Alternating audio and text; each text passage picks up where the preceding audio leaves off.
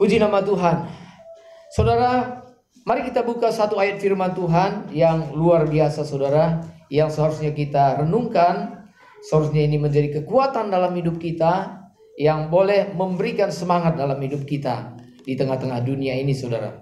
Yaitu di dalam Roma pasal 8 ayat yang ke-18. Roma pasal 8 ayat yang ke-18. Kita akan baca bersama-sama sehingga firman Tuhan ini boleh menjadi berkat bagi kita semuanya. Yang sudah menemukan katakan amin. Iya, belum ada amin ya, berarti belum ketemu nih. Sekali lagi, yang sudah menemukan katakan amin. Amin. Ya, kita tunggu bagi yang belum, yaitu dalam Roma pasal 8 ayat yang ke-18 diberi judul pengharapan anak-anak Allah. Kita baca satu ayat saja, yaitu ayat 18. 1, 2, 3. Sebab aku yakin bahwa penderitaan zaman sekarang ini tidak dapat dibandingkan dengan kemuliaan yang akan dinyatakan kepada kita. Amin. Bapak Ibu Saudara sekalian, melalui pembacaan firman Tuhan yang satu ayat ini sebenarnya mengingatkan kita bahwa tujuan hidup kita adalah Kanaan sorgawi. Kanaan sorgawi atau langit baru, bumi baru yang penuh dengan kemuliaan. Sehingga saudara, firman Tuhan mengingatkan kita satu prinsip bahwa di dunia yang penuh dengan tantangan dan penderitaan ini, maka penderitaan kita ini, saudara, yang paling berat yang kita alami, itu tidak dapat dibandingkan dengan kemuliaan yang akan dinyatakan kepada kita. Saudara, saya tidak tahu apa yang menjadi pergumulan kita masing-masing, saudara. Saudara, oleh anugerah Tuhan, mungkin sebagian daripada kita, Tuhan izinkan kelancaran dalam hidup saudara. Semua berjalan dengan baik. Semua berjalan dengan lancar. Sepertinya semua berjalan dengan indah. Tetapi saudara, bagi sebagian kita, mungkin Tuhan mengizinkan kita masuk ke dalam kekelaman. Sepertinya dunia ini begitu gelap. Saudara, mungkin yang lain keadaannya adalah mungkin di antara rekan-rekan kita, mungkin ada juga yang mereka baru saja meraih sesuatu yang membuat mereka bersuka cita, meraih berkat-berkat, atau meraih satu keuntungan, atau mungkin meraih satu prestasi yang membuat mereka itu sukacita. Saudara, dalam hidup kita, kalau kita menyadari, maka sebenarnya seperti naik turun dalam hidup kita, saudara. Saudara, ada masa dalam hidup kita diberikan sukacita oleh Tuhan. Ada masa dalam hidup kita, ada duka cita yang Tuhan berikan. Ada masa dalam hidup kita, ada persoalan-persoalan yang harus kita selesaikan. Ada masa dalam hidup kita, ada tugas-tugas yang kadang-kadang sepertinya numpuk. Belum menyelesaikan tugas yang satu, sudah datang tugas yang lain. Ada begitu banyak tugas yang harus kita selesaikan. Saudara, hidup kita sungguh beraneka ragam. Saudara, melalui semua ini tadi, kita tidak boleh lupa. Tidak boleh lupa satu hal, bahwa tujuan hidup kita adalah Kanaan sorgawi. Amin. Kanaan sorgawi. Saudara, banyak orang lupa bahwa hidup ini adalah perjalanan. Banyak orang lupa bahwa hidup ini adalah perjalanan. Sehingga mereka berpikir bahwa dunia inilah tujuan hidup mereka. Jadi banyak orang yang parkir di dunia ini sehingga mereka menumpuk segudang harta, segudang prestasi, kehormatan dan sebagainya. Dan itu membuat mereka parkir di dunia ini. Dan mereka sudah tidak mau jalan. Mereka berpikir bahwa di dunia inilah mereka bisa berbahagia sebahagia-bahagianya. Saudara yang dikasihi oleh Tuhan, kita harus ingat bahwa hidup ini adalah perjalanan. Maka saudara, akhir dari perjalanan kita adalah Kanaan sorgawi. Dan dikatakan oleh kitab suci. Ini bukan perkataannya Immanuel Kliat, tapi inilah perkataan firman Tuhan yang mengatakan bahwa suatu hari kelak kita akan memandang kemuliaan Allah, saudara. Suatu hari kelak kita akan memandang kemuliaan Allah. Ternyata Allah itu begitu mulia. Lebih mulia dari pernah yang kita pikirkan. Lebih mulia daripada yang pernah kita dengar. lebih agung daripada yang pernah kita ketahui. Dan kali itu saudara, kita menyaksikan kemuliaan Allah. Dan saat itu saudara, kita betul-betul berhadapan dengan kemuliaan Allah. Ternyata Allah itu begitu mulia. Ternyata Allah itu begitu agung. Ternyata surga yang Tuhan sediakan bagi kita itu begitu indah, luar biasa. Nah saudara, pada saat itulah saudara, orang yang diperkenan masuk oleh Tuhan, ada satu penyesalan dalam diri mereka. Penyesalannya apa saudara? Kok masuk surga kok menyesal? Kok bertemu Tuhan kok menyesal? Iya, ada penyesalan. Penyesalannya apa? Kalau saya tahu Allah begitu mulia. Kalau saya tahu bahwa surga itu sedemikian mulia, saya selama hidup tidak akan bersungut-sungut. Saya selama hidup akan terus pegang janji Tuhan. Selama hidup saya akan melakukan pekerjaan apapun yang Tuhan minta. Dan saya akan melayani Tuhan dengan segiat-giatnya. Saya akan melayani Dia dengan segenap hidup saya. Nah saudara, tetapi saat itu penyesalan kita terlambat. Saudara, sebelum kita sampai di sana saudara, kita beruntung sekali. Sebab kita dapat memilih apakah kita mau sungguh-sungguh kepada Tuhan, atau kita setengah-setengah hati, atau bahkan kita sama sekali tidak peduli dengan Tuhan. Itu adalah pilihan kita. Tetapi saudara, kalau kita lihat kebenaran firman Tuhan, maka kita percaya bahwa apa yang dikatakan Tuhan itu benar. Amin. Saudara, betapa pentingnya kita memiliki hati yang percaya. Saudara, sikap hati yang percaya itu sangat penting. Saudara percaya kepada Tuhan? Amin ya. Saudara, percaya kepada Tuhan, saya pernah sampaikan bahwa itu dimulai dari sikap hati kita. Lalu percaya kepada Tuhan ini akan terlihat melalui seluruh tindak tanduk hidup kita. Bahwa kita tidak mencurigai apapun yang Tuhan katakan. Bahwa apa yang Tuhan firmankan, ya dan amin. Kita percaya kepada Tuhan sekalipun kita tidak melihat Dia. Tuhan Yesus pernah berkata kepada seorang yang skeptis, seorang yang ragu-ragu, namanya Thomas. Thomas melihat Tuhan Yesus, ternyata benar bahwa memang Tuhan Yesus sudah bangkit. Apalagi Tuhan Yesus mengatakan, lihatlah kepadaku. Inilah tanganku yang telah tertusuk oleh paku itu. Pegang, raba. Dan inilah lambungku yang telah ditusuk dengan tombak. Dan saat itu karena dilihat oleh mata kepala sendiri, maka sejak saat itu Thomas mengatakan, iya Tuhanku, ya Allahku. Dan Thomas sungguh-sungguh bersuka cita karena dia melihat Tuhan Yesus. Tapi ada satu perkataan dari Tuhan Yesus yang harus menjadi perenungan kita. Tuhan Yesus berkata demikian, Thomas, engkau telah melihat aku dan engkau percaya.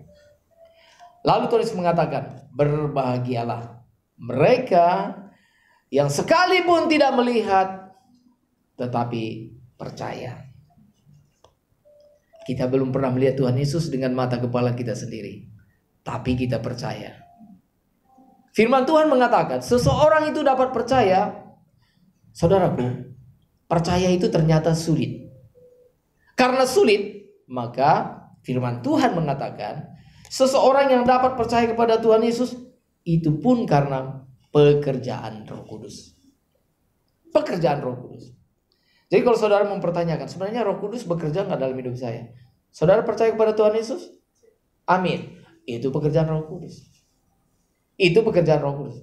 Sebab tanpa Roh Kudus, seseorang sulit percaya kepada Tuhan Yesus. Bahkan tidak mungkin. Tapi karena pekerjaan Roh Kudus yang memampukan kita. Roh Kudus yang membuat kita yang tidak bisa menjadi bisa. Roh Kudus yang menguatkan kita untuk bisa percaya. Dan Roh yang sama juga yang menguatkan kita menanggung segala kesusahan kita. Saudara, dalam hidup ini, dalam segala hal kita memerlukan anugerah Tuhan. Anugerah Tuhan. Nah, saudara yang dikasih oleh Tuhan, kepada dua golongan ini saudara dikatakan. Pertama, kalau kita berikan dua golongan ekstrim orang Kristen, maka pertama adalah golongan orang yang menderita, golongan orang yang susah. Kalau misalnya ditanya, apakah saudara mengalami penderitaan? Semua kita pernah mengalami penderitaannya. Siapa di sini yang belum mengalami penderitaan? Siapa di sini yang belum pernah mengalami kesusahan? Semua kita pernah mengalami kesusahan. Nah, kepada orang yang mengalami kesusahan ini, firman Tuhan mengingatkan kita, ingat, kesusahan kamu itu seberat apapun. Mungkin kamu ditipu oleh orang lain. Mungkin kamu mengalami sakit penyakit. Mungkin kamu ditinggal oleh orang yang paling kamu cintai. Mungkin kamu mengalami kerugian. Atau mungkin kamu mengalami kemiskinan. Atau kamu mungkin mengalami penderitaan-penderitaan yang lain. Penderitaan yang lain. Nah, firman Tuhan mengajarkan, ingat bahwa suatu saat kelak penderitaan kita akan berakhir. Penderitaan kita akan berakhir. Dan kita akan mengalami kemuliaan yang tiada taranya itu. Makanya Rasul Paulus, saudara, kalau saudara baca nanti ke bawah, sama seperti seorang ibu yang mau melahirkan, katanya saudara. Nah, di sini kan ada beberapa ibu-ibu ya, ibu-ibu yang sudah pernah melahirkan. Saudara pasti ingat peristiwa bagaimana melahirkan saudara. Maka Alkitab mengatakan seorang ibu yang mau melahirkan itu penderitaannya luar biasa. Sakit luar biasa.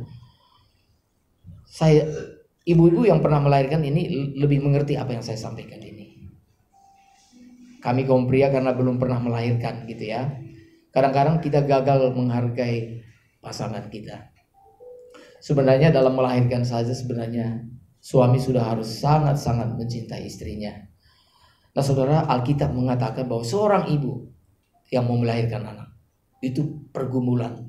Itu antara hidup dan mati. Mempertaruhkan nyawa. Kesakitan yang luar biasa. Kadang bisa berlangsung lama. Tapi ada juga mungkin berlangsung lebih singkat. Saudara, apa yang terjadi? Maka dikatakan oleh kitab suci, dan ibu-ibu yang pernah melahirkan juga bisa mengerti ini. Ternyata setelah berjuang bergumul, lalu ketika bayinya itu lahir, dan ibunya tahu bahwa anaknya sudah lahir, ketika dia melihat bayinya, maka segala kesusahan penderitaan itu tadi jadi lupa. Karena ada satu makhluk yang luar biasa. Karena ada satu pribadi yang begitu berharga, yaitu anak yang Tuhan berikan bagi seorang ibu. Demikian pun kata Rasul Paulus dengan penderitaan kita. Kita kadang-kadang penderitaan kita seperti wanita yang sakit bersalin. Tetapi saudara, ketika kita bertemu dengan Tuhan, maka itu lebih daripada seorang wanita yang telah melahirkan anak.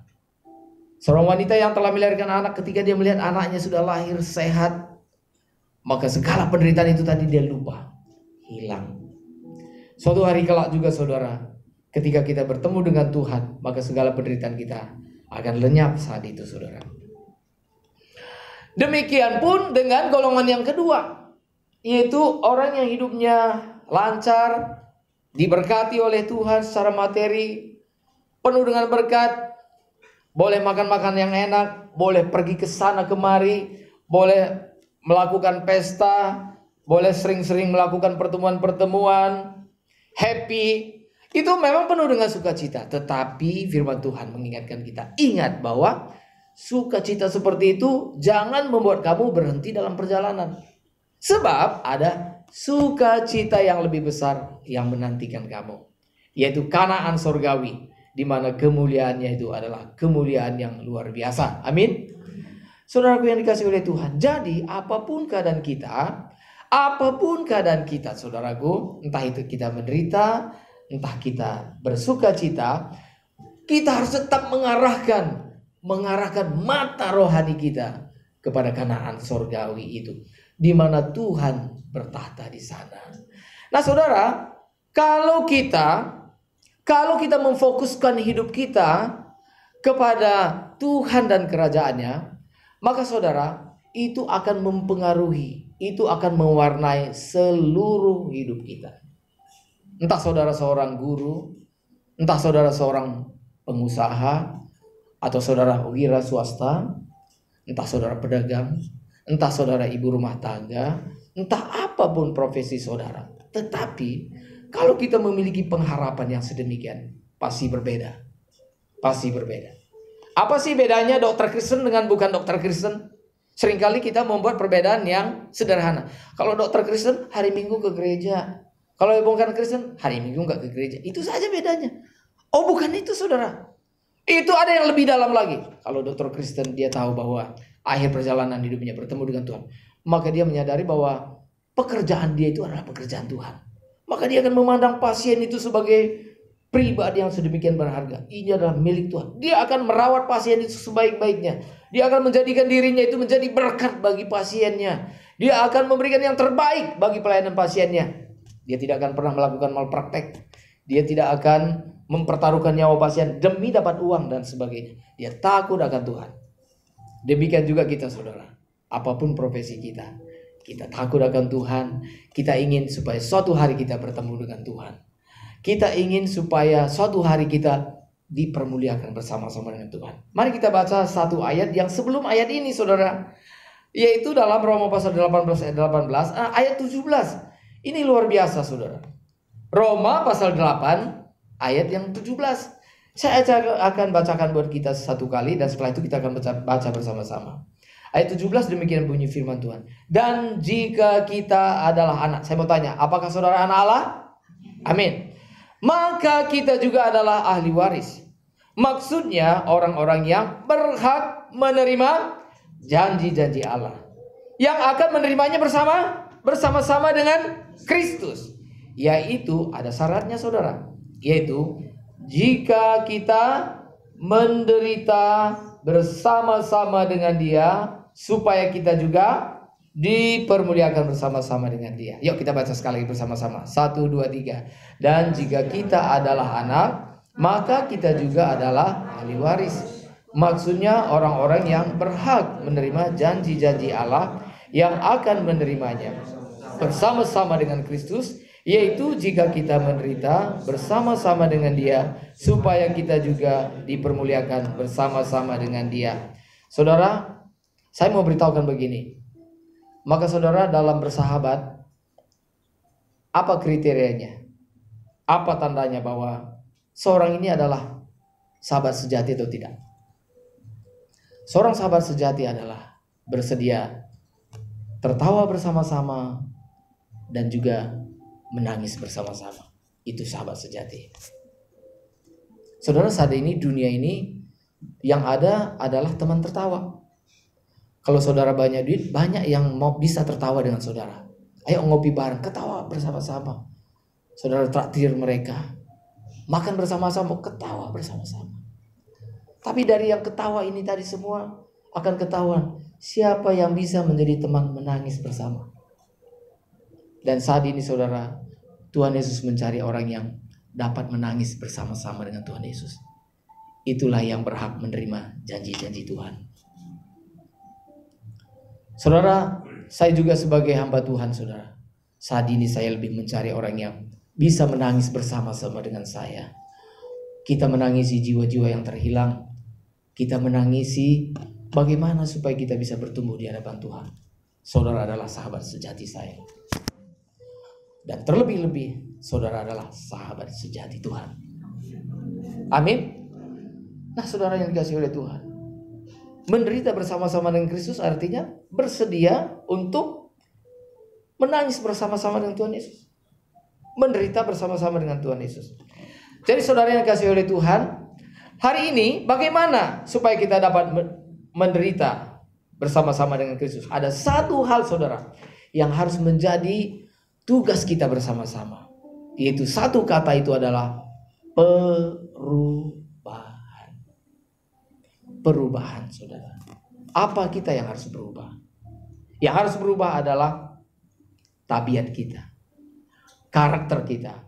Harus serupa dengan karakternya Tuhan Yesus.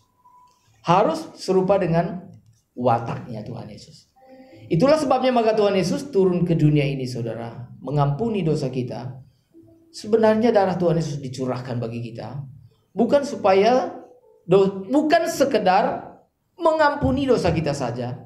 Sehingga kita diperkenan masuk surga.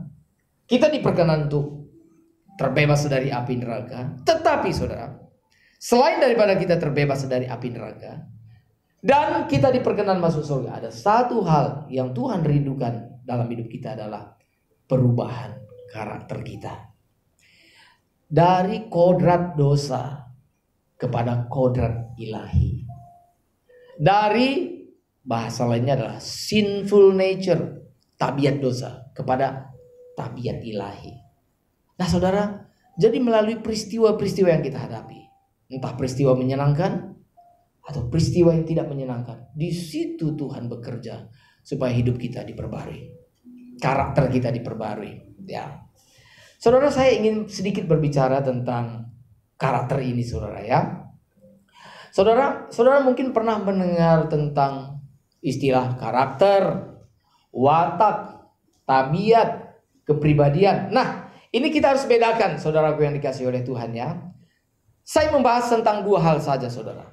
Ya, yaitu pertama adalah karakter. Karakter ini berbicara tentang sifat-sifat buruk, sifat-sifat dalam diri kita. Entah itu sifat baik atau sifat buruk. Kodrat itu sama artinya. Tapi pengertian yang kedua yaitu kepribadian. Nah, kepribadian itu adalah, boleh dikatakan, kepribadian itu ini berbicara tentang pembawaan seseorang. Pembawaan seseorang. Nah, dari kepribadian ini saudara, ada orang yang misalnya gini, kepribadiannya misalnya ada yang luwes, ada yang kepribadiannya misalnya kaku, ada yang misalnya suka banyak bicara, ada yang pendiam, ada yang misalnya tidak mau basa-basi. Kalau kesini mau ngapain sih? To the point. Maksudnya apa kesini? Nah, kan ada juga begitu kan. Nah, itu yang dimaksud dengan kepribadian. Kepribadian. Nah, kepribadian ini saudara, ini adalah sesuatu yang memang melekat dalam diri seseorang. Dan itu boleh dikatakan nyaris sulit berubah. Bahkan mungkin sudah tidak bisa berubah. Nah, maka saudara, dalam dunia psikologi, nah ini kita perlu mengetahui sedikit, ada banyak ahli yang misalnya memberikan pengertian tentang kepribadian ini. Ini saya sampaikan begini supaya kita mengetahui, supaya kita bisa membedakan mana kepribadian dan mana karakter. Ya, karakter, watak, dan tabiat ini pengertiannya sama. Dan apa yang harus berubah? Nah, oke. Kepribadian ini tadi, ini adalah sifatnya menetap. Sifatnya menetap dalam diri seseorang. Ini bisa memang ditentukan oleh gen, karena keturunan, bisa juga karena lingkungan, gitu ya. Nah saudara, misalnya salah satu misalnya ahli berkata saudara, misalnya Hippocrates. Hippocrates itu saudara yang hidup kira-kira di abad ketiga, abad keempat gitu ya, sebelum Masehi. Itu disebut sebagai bapak kedokteran. Nah dia, mungkin saudara pernah mendengar, dia membagi kepribadian itu menjadi 4 kepribadian kan.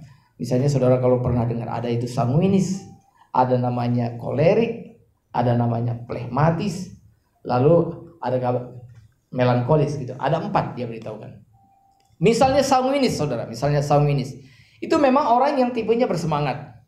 Bersemangat, suka memberikan semangat. Apa kabar? Wah, harus sukacita selalu. Itu tipe sanguinis. Kalau dalam berbicara saudara, kadang-kadang sanguinis ini suka menguasai pembicaraan. Coba perhatikan di keluarga saudara. Siapa yang kadang-kadang kalau dalam pertemuan kan ada satu yang menguasai pembicaraan. Itu tipe sanguinis. Itu memang kepribadiannya seperti itu, gitu ya. Tapi ada juga yang kedua itu seorang yang bersifat plekmatis. Kalau plekmatis ini saudara, plekmatis ini dia orangnya memang sosialnya tinggi. Kalau berbicara ya udah, jangan menimbulkan pertengkaran. Yang penting kita baik-baik saja. Nah, orang flekmatis ini sosialnya ini tinggi gitu saudara ya. Yang penting banyak teman gitu ya. Ya, yang penting ya jangan ribut. Walaupun misalnya dia tahu bahwa pendapat temannya itu salah, ya nggak apa-apa demi persahabatan. Ya nggak apa-apa gitu ya. Yang penting baik-baik saja gitu ya. Nah, itu flekmatis. Kemudian saudara, kalau kolerik itu lain lagi. Itu memang sedikit agak ngebos. Orangnya to the point. Kalau misalnya bicara dengan dia jangan basa-basi. Kalau saudara misalnya makan malam dengan dia, pembicaranya nggak ada yang basa-basi. Semua itu berbicara tentang ini, misalnya dia bicara masalah pekerjaan gini-gini. Gimana bisnis gini-gini. Wah, terus pokoknya semua nggak ada berbicara basa-basi. Bagi dia nggak ada basa-basi gitu. Ya, berbicara to the point gitu ya. sedikit juga mungkin agak ngebos gitu ya. Itu kolerik, egonya itu agak tinggi gitu ya. Nah, kalau misalnya tipe melankolis itu agak lain lagi, Saudara. Kalau melankolis ini orangnya sedikit perfeksionis gitu ya. Lalu kalau misalnya dia orangnya sensitif juga. Dia kalau melakukan segala sesuatu itu harus melakukan yang terbaik. Nggak boleh ada salahnya. Nah, itu melankolis. Dan juga sensitif, tapi juga kadang-kadang kreatif gitu, Saudara ya. Nah, jadi ada 4 kepribadian itu, dan bisa saja satu orang itu 4-4-nya ini ada, Saudara. 4-4-nya ada. Jadi maksudnya begini, Saudara. Maksudnya gini. Kalau memang tabiatnya itu memang seorang yang katakanlah seperti Salminis, dia banyak bicara begitu ya, banyak bicara gitu ya. Jangan Saudara doakan supaya dia jadi pendiam. Atau misalnya orang yang sedikit pendiam, jangan didoakan Tuhan jamah dia supaya banyak bicara gitu ya. Nah, itu namanya kita mau mengubah kepribadian dia. Itu sesuatu yang memang dari sononya, itu Tuhan sendiri yang memberikan kepribadian bagi kita, Saudara.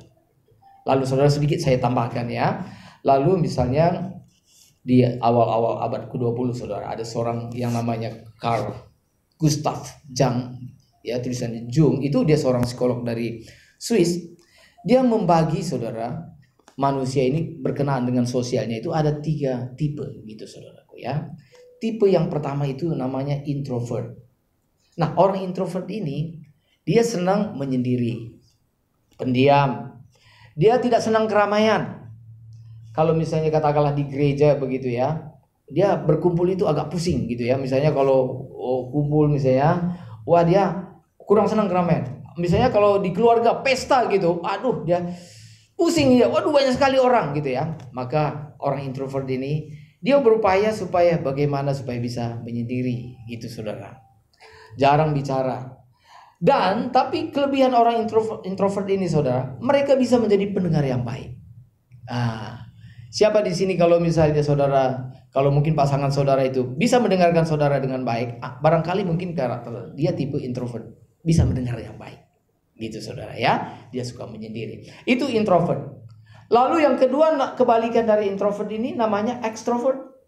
Extrovert ini suka memang yang rame.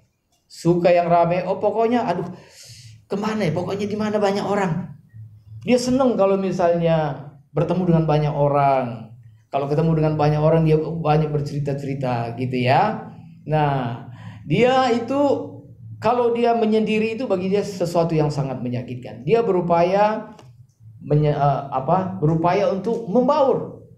Dan Saudara, dia senang sekali kalau bisa bertemu dengan banyak orang. Nah, kelemahan ekstrovert ini kadang-kadang mereka banyak bicara, bahkan kadang-kadang hal yang rahasia pun disampaikan. Terlalu banyak bicara. Susah menahan diri untuk tidak bicara. Wah, bicara terus. Nah, Saudara, kalau Saudara mungkin tak punya seseorang yang tipenya seperti itu, dia seorang ekstrovert.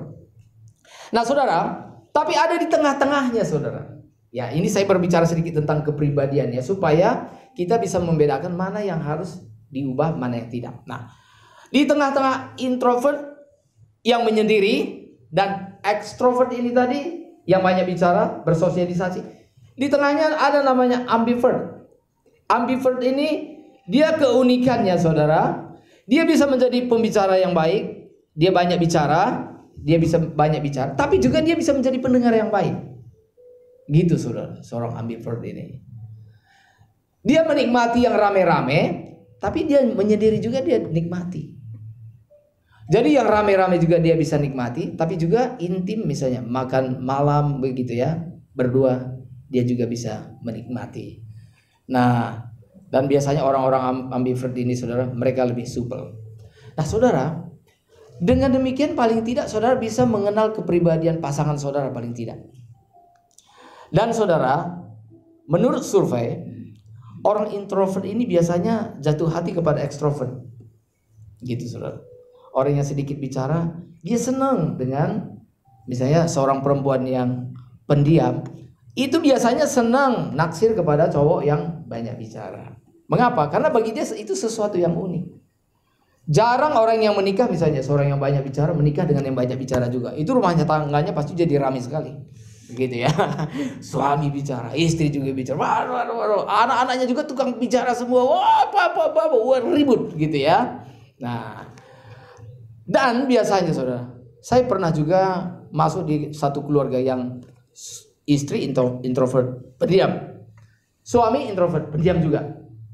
Anak-anaknya saudara itu ada 5, lima-limanya pendiam. Ya, saya pernah masuk ke rumah seperti ini saudara, makan bersama. Itu hanya saya yang bicara. Gimana kabar Bapak? Ibu gimana? Ya anak-anak gimana gitu. Hanya saya sendiri yang bicara. Kabarnya baik gitu ya. Ya hari ini baik gitu ya. Bapak gimana? Baik. Ibu baik. Adik-adik yang nomor 1 itu nama anaknya itu kan 5. Itu entah bagaimana ya. Nama anaknya itu berdasarkan abjad juga. Nomor 1 dimulai dari huruf A. Nomor 2 dimulai dari huruf B. Nomor 3 dimulai dari huruf C. Nomor 4 dimulai dari huruf D. Nomor 5 dimulai dari nomor E, huruf E. A, B, C, D. Tapi 5-limanya pendiam. Waduh, saya merasa waktu itu saya kesepian sekali. Akhirnya saya juga berdiam diri gitu ya. Ya saya kurangi bicara lah begitu ya. Mungkin saya tipe ambivert kali mungkin gitu ya. Pertama berupaya supaya bisa menyelami gitu ya. Lama-lama ya udah menyesuaikan diri gitu ya. Menyesuaikan diri gitu. Jadi kalau saudara misalnya seorang yang pendiam, masuk di keluarga yang pendiam, saudara bisa bayangkan rumah itu sepi sekali kan, betul ya? Ya itulah sebabnya perlu perpaduan kepribadian ini tadi. Jadi kalau suami saudara, misalnya katakanlah, kalau misalnya suami di tengah keluarga misalnya jarang bicara, pendiam, jangan saudara doakan Tuhan supaya dia banyak bicara, supaya dia jangan diam saja. Nah udah, biarkan saja. Kalau memang dia jadi seorang pendiam, udah jangan terlalu berubah. Mungkin ada juga yang to the point, yang keras gitu ya. Udah, ada yang memang kesannya galak begitu. Dari mana? Gini, kesini ngapain? Gini, oke. Misalnya saya butuh uang, butuh berapa? Sekian. Nih, udah sana, selesai urusan. Gitu ya. Memang kan ada keluarga yang memang tidak hangat. Kita merasa, misalnya gini, saudara misalnya menolong seseorang. Ada orang yang memang hangat, aduh terima kasih banyak ya, saya sudah ditolong gitu ya. Itu memang dia banyak bicara dan ekspresinya bagus. Tapi ada juga yang memang ekspresinya kurang. Diberikan sesuatu juga sama seperti begini saudara. Ya, misalnya ekspresi terima kasih misalnya gitu ya. Ekspresi terima kasih. Saya pernah mendengar seseorang dia punya anak 3. Ekspresi terima kasihnya itu 3-tiganya berbeda. Nomor 1 katanya ketika papanya, ayahnya gitu memberikan hadiah yang besar buat dia. Maka ayahnya bikin kejutan. Lalu dibuka ya, mungkin dibungkus seperti kado gitu. Ketika dibuka oleh anak pertama ini tadi. Maka yang dilakukan oleh dia apa? Waktu dibuka ekspresinya apa? Dia senyum, dia berkata, "Thanks papa, makasih." Gitu ya. Itu ekspresi dia. Dan bapaknya kenal bahwa anak ini ekspresinya seperti ini. Ya. Maka anaknya bilang, ini gaya Protestan gitu ya. Kalau Protestan cukup Bapak terima kasih gitu ya. Nah, lalu anak yang kedua saudara, ketika dia menerima hadiah itu, hadiah anak yang kedua juga dapat hadiah. Maka waktu dia membuka hadiah itu tadi, maka ekspresi anak ini tadi apa? Air matanya keluar. Dia bilang, "Papa terima kasih." Air mata keluar. Itu gaya Pentakosta saudara. Ya. Pentakosta banyak menangis begitu ya. Sedikit-sedikit menangis gitu ya. Tapi papanya tahu bahwa dengan cara seperti itu, itulah ekspresi dari anaknya ini untuk menyatakan kasihnya kepada orang tuanya. Anak yang ketiga, begitu buka hadiah itu, wah langsung, papa makasih, gitu ya. Cium pipi, makasih. Itu gaya karismatik, ya. Gaya karismatik kan heboh, gitu. Allah dahsyat, hebat, gitu ya. Nah saudara, jadi ibadah kita, entah itu sepi, entah itu rame, biasa. Tuhan tidak melihat ramenya, tapi Tuhan melihat sikap hati kita. Amin. Ya, begitu saudara. Jadi puaslah dengan pasangan saudara. Kalau kepribadiannya itu tidak perlu dirubah. Sebagai contoh misalnya gini. Katakanlah istri saudara misalnya cerewet. Nggak usah didoakan, Tuhan biar istri saya jadi pendiam gitu ya. Kurang berbicara. Jangan terlalu cerewet. Tuhan tolong gitu. Nggak apa-apa. Doakan begini. Tuhan biarlah istri saya tetap cerewet. Kalau dulu dia cerewet untuk hal-hal yang tidak baik, biar sekarang dia cerewet menasihati hal-hal yang baik. Amin. Iya tetap cerewet. Saya mengatakan begini, kalau saudara seorang yang cerewet, tetaplah cerewet. Ya, asal cerewetnya itu yang baik. Di gereja dibutuhkan orang-orang yang cerewet. Saudara tahu, di keluarga juga kadang-kadang kan ada 1-2 orang yang cerewet kan. Itu dibutuhkan. Misalnya contoh arisan gitu, kan ada yang cerewet. Ayo, siapa yang belum bayar uang arisan? Kumpul sini, ayo. Enggak, dibutuhkan orang cerewet. Coba kalau diam-diam semua gitu ya. Nggak ada yang bayar, terus dia sakit hati, aduh nggak dibayar, waduh gitu ya. Nah tapi ada yang cerewet. Di gereja dibutuhkan orang yang cerewet. Saudara ke orangnya, amin.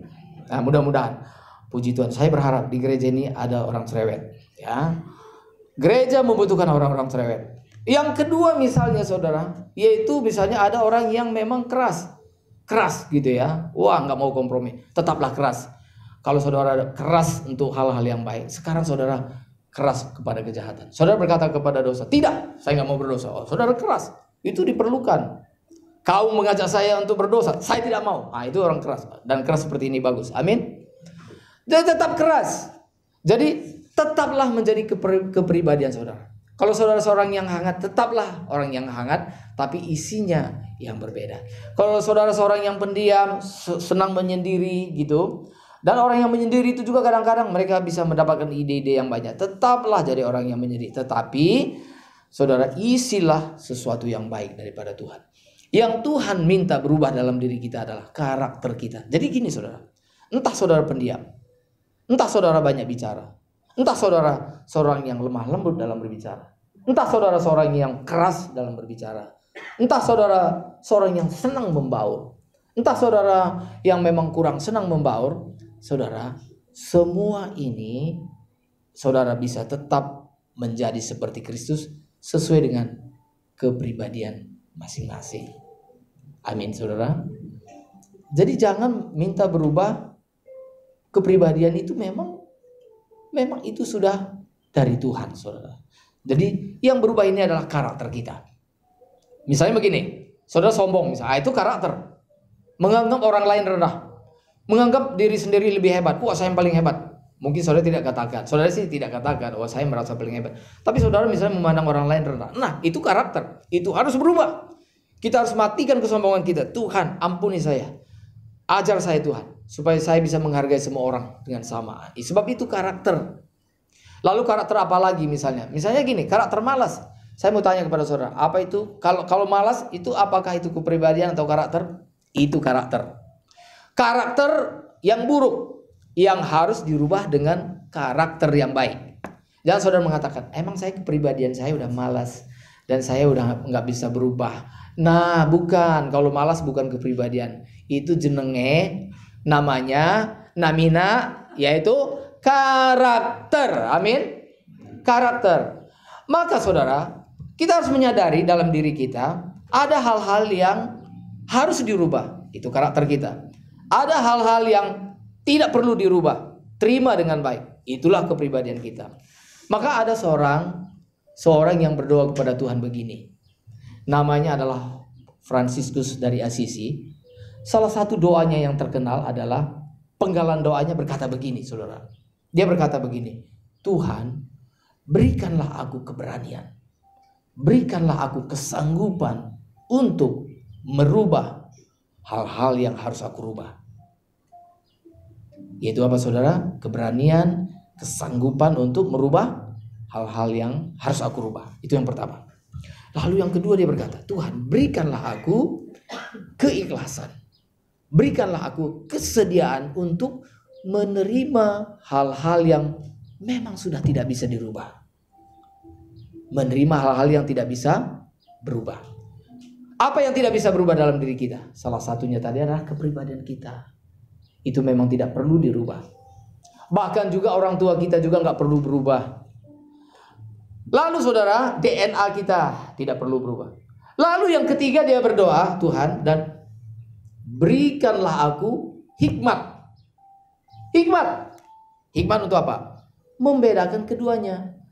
Hikmat untuk membedakan mana yang harus kurubah dan mana yang tidak perlu aku rubah. Itu kita perlu hikmat, Bapak Ibu Saudara sekalian. Sebab kalau kita tidak memiliki hikmat, kita jadi kacau. Maksudnya begini. Misalnya gini.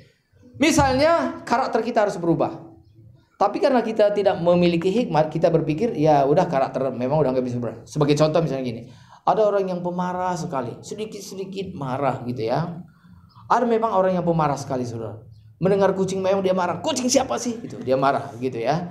Piring jatuh, siapa yang bikin jatuh gitu ya. Nah kemudian bahkan dia pernah jatuh gitu, jatuh naik motor, siapa yang nabrak saya? Dilihat ke belakang, nggak ada yang nabrak dia. Oh berarti saya yang bikin saya jatuh gitu ya.